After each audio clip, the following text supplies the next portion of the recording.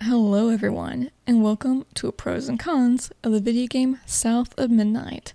On Not Now Mom, I'm Gaming. These are short videos featuring gameplay clips or screenshots so as not to show too much in the spoiler department.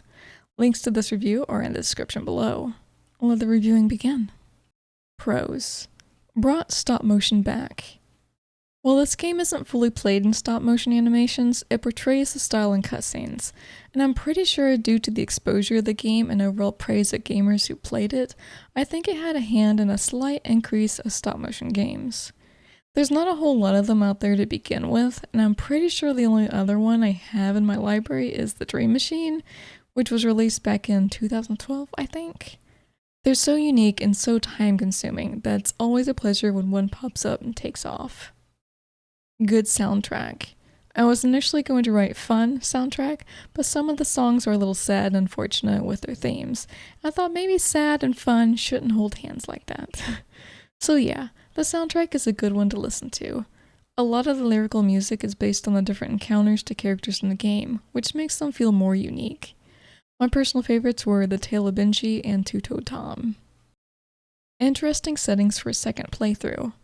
Not that you can't use them during your first playthrough, but I find them beneficial to a second one because they allow you to skip chase scenes, combat, and bosses. And switching these off is perfect for someone who's looking to complete achievements that they've not obtained so far. After all, if you're simply looking for collectibles, what's the point of getting in fights? Or maybe you only need an achievement for one boss, not the others. So while I wouldn't enable these options for a first playthrough, I'm very happy they implemented them for a second. Fascinating characters. And I'm not talking about the humans that you encounter, aside from one. Though they're cool as well, I guess. Except the crappy ones. They suck.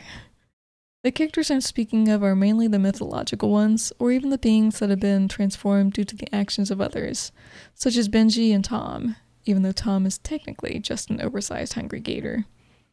Molly is also interesting because we get to hear a lot about the stories surrounding her, and then Catfish is best by far, if not the most mysterious.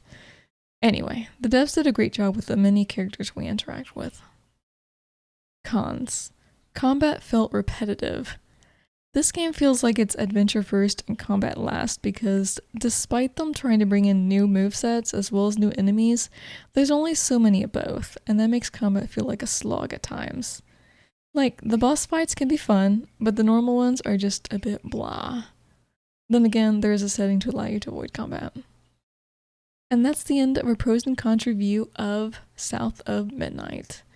And if you're interested in a longer podcast review of this game, there's another link in the description where you can vote for it. Thanks for watching everyone, and don't get in too much trouble when you say, "Not now, Mom, I'm gaming."